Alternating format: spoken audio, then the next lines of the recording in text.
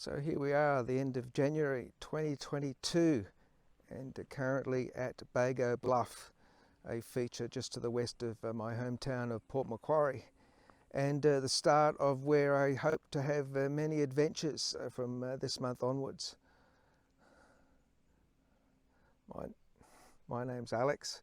I have been a photographer for the past few years here at Port Macquarie, and I've been steadily building up my repertoire of shot styles and expertise and gaining new skills, and I want to take this much further afield. I want to go beyond Port Macquarie. I want to start going up and down the coast. I want to go inland to all kinds of amazing places that I've earmarked on the maps at Port Macquarie.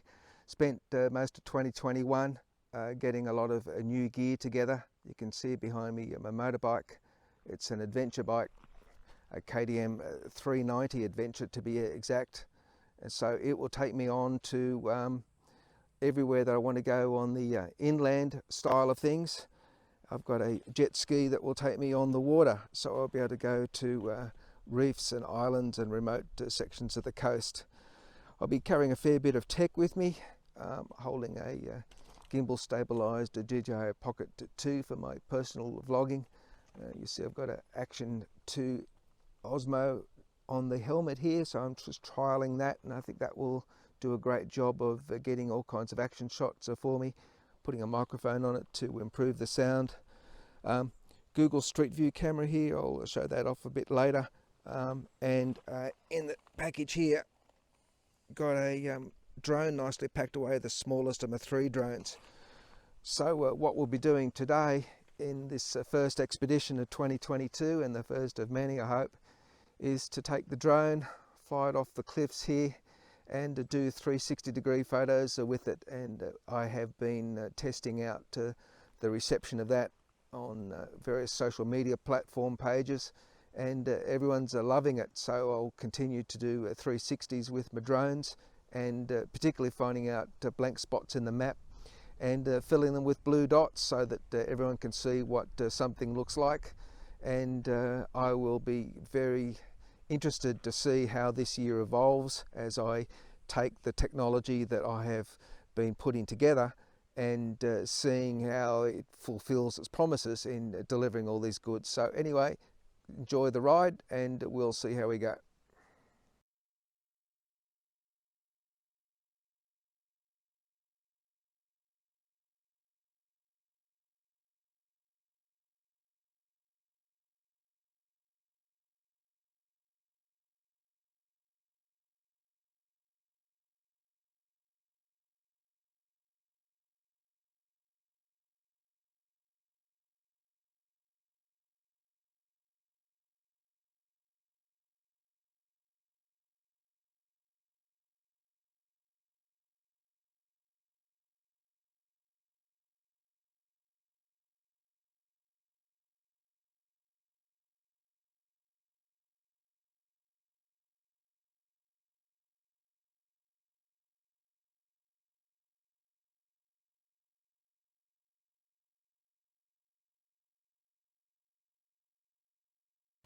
So that was a good successful run with the mighty DJI Air 2, and I used the smart controller as my main screen for that. Very compact package, as you would have seen just a bit earlier. It fits very neatly into a small backpack, and it's my real go-to for when I want to have a drone capability but not take much space. So the scenery out here is pretty magnificent.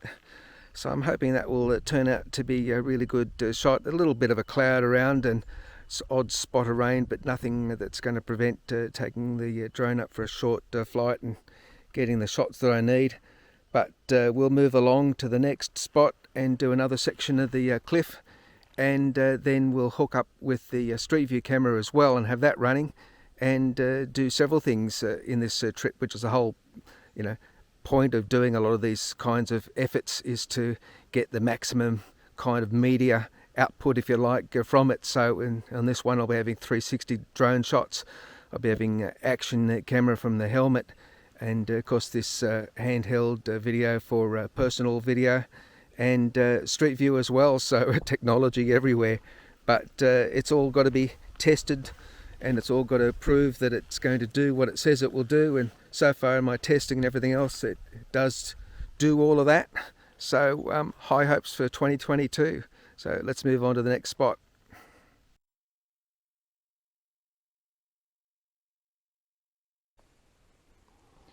Alright, so here we are at the next section of the Bago Bluff that I want to do, but this time it's street view.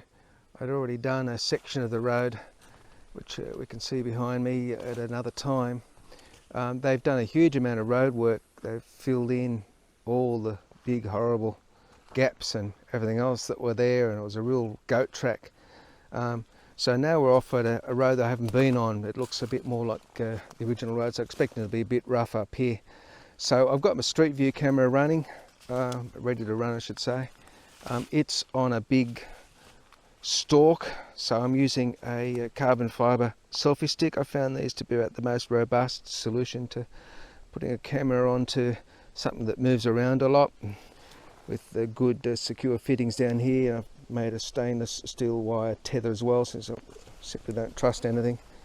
And in this case, what I've got to do is just set it to record, and it will do all the work for me. It'll GPS acquisition, 360-degree video stitching, it'll do all that on board. So all I've got to do is pilot the bike and take it along this next section. I'll stop halfway along, another point to do some drone shots, and then we should have an interesting descent down the other side. And being down that road looks quite steep, so we'll see how we go.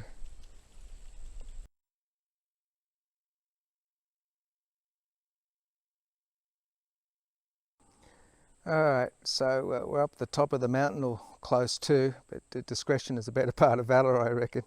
And it's been quite a bit of a goat track getting up here, and it looks to be even worse. So where to just come up is rutted and full of rocks, and a lot bigger ones to climb, and who knows what up the top. So not far from where I wanted to go.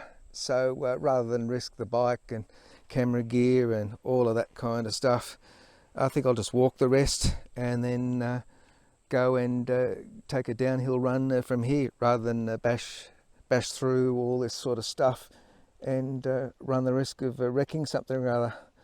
So hike it up, let's have a look. So good call, I think, to stop the bike where it was, just only 100 metres up, but quite rough ground. Would have run the risk of probably coming over and damaging an expensive camera. Didn't want to do that, not worth it. The selfie stick's got a little bit of jiggle in it, so I might have to do a little bit of more work on that. So it wasn't giving me 100-degree confidence to bash up 100 metres worth of rock when all I got to do is just simply walk. So all I did was to put the street view camera on the selfie stick, which I kept in the backpack, and took the drone for a fly, and so we could see out to the scenery, see where I even am. Nowhere, somewhere along Bago Bluff. Still got a little bit more to go over the eastern side, so I'll explore down the road and see where we go from there. Now I've got a real sketchy U-turn done from up the steep rocks. I'll reattach the camera. Wasn't prepared to risk damaging it, and let's see what the rest of the trail has in mind for us. So I've got the street view camera up here again on the front mast. I'll do a little bit more work to secure that a bit more to my liking, but that's okay, it's doing okay so far. So we'll go down this track, and we should end up at the top of Bago Bluff on the overlook to Warhope, and find the road down. So it could be sketchy, so I won't do anything much more. I'll keep this camera sort of business to the simplest possible from now on. So I'll just have the action camera going and the street view camera going, and concentrate on getting home. So let's see if we can get down to the bottom of the mountain in one piece.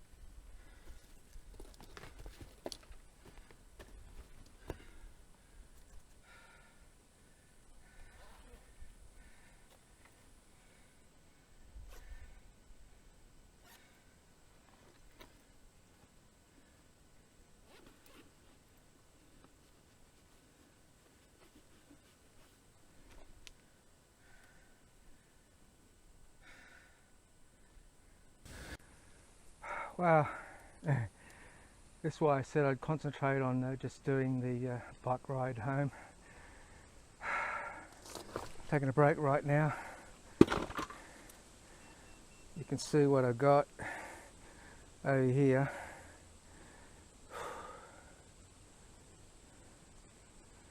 Is the bike on its side, and look how steep that is. It just goes up a cliff and it goes down a fair way yet. This is probably the worst section.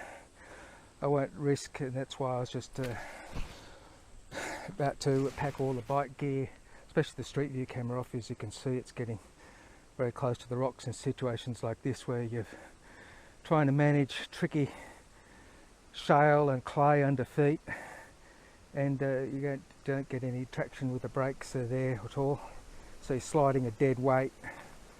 And that's why I chose to come down the mountain and not up the mountain. I just would never have made this, not a chance. So I could use gravity to help me get back. Whew. Unfortunately, my water bottle I had for just this scenario has sprung a leak, so there's only a couple of mouthfuls in it. I feel like a real good drink at the moment. I'm absolutely drenched in sweat, so I'm going to unpack the gear here for a bit and just walk it down there, and just ease the bike down by hand, not bothering with any camera work for this next little section. I've just got to get down and get past it. So wish me luck. Luckily I'd left it nice and early in the day and not late in the day. You can end up a real pickle if you go on an adventure unknown roads. It's 3 o'clock in the afternoon and all of that. So I've got a bit of a way to go. Once I get past this next section, a couple 100 metres maybe of tough stuff, the next 50 metres in particular, it'll be better. It's still not great. So I'll do my best at getting on the bottom and catch you there.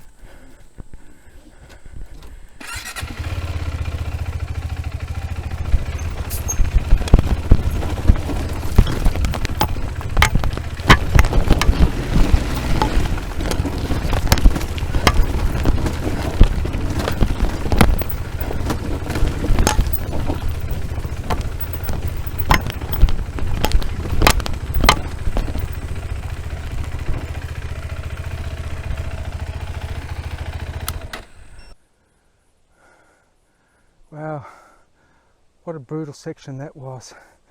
That's as steep as.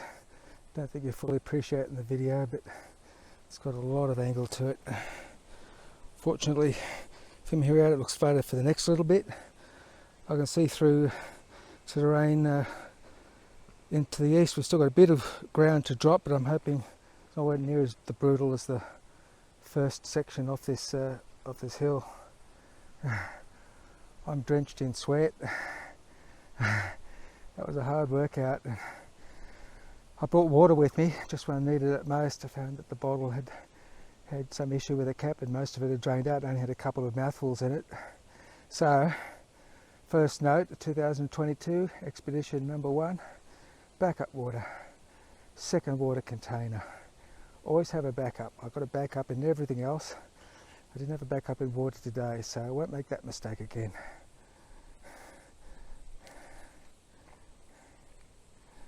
You might be able to see over here. Let's see if I can turn this camera around. Yeah, so I actually got a Garmin InReach Mini satellite tracker. I always have that on me. Bike, ski, anywhere I go. It can be found anywhere in the world with a view to the satellites. And here we've got a bit of foliage, but you know, it's not as if you're in a rock slot canyon which would block satellites. Get plenty of signal here, so I can be tracked. I can send out SOSs, emergency services and everything else. And even though this is only, you know, say 40 minutes from home, it's still wilderness. Still go off down the gully there, no one would know. I've only seen one other car here, and certainly no one on this. That wasn't even a car, it was a full drive. So that track's really rough. They turned back, but they wouldn't have seen this section. This is on the other side of the mountain from them. So, you know, you've got to pay close attention to your safety. I hadn't skipped any of the thoughts on safety for my communications and satellites and emergency systems and PLB as well. I've got a PLB in the pocket there. Gotta get that out in a second. Anyway, I've got a PLB and a InReach Mini, and on the ski I've got the PLB, the EPIRB, which is on the ski only, a bigger device, and the personal satellite tracker. So that tracker goes with me everywhere. But note to self, make sure I get some water. I think I might get a Camelback. They're pretty convenient. I could strap them down on the back rack. I could put that in a few different places on the bike. I've got some really good bars here and plenty of mounting room for putting stuff. And got plenty of attachment points. You can see here where this bar took the punishment today instead of the body work on the bike. So that's what those bars are primarily for, is to protect the bike in the event of having to come in contact with something or other. And I had no choice on that downhill rutted slope. I just had to take the weight of it. So that's what it's there for. So I'll just tidy up my gear a bit. I might run the street view just for this last little bit for completeness sake. Don't want to have any missed sections. But running low on my own fuel tank, so I won't do anything more ambitious than just pressing the button on that and finding my way out of Dodge, hitting the servo at Warhope and probably downing a litre of nice cold liquid. And we'll see how everything shapes up at the end after I've done all the editing. So hopefully very simple from here, or at least relatively simple compared to what I've just been through.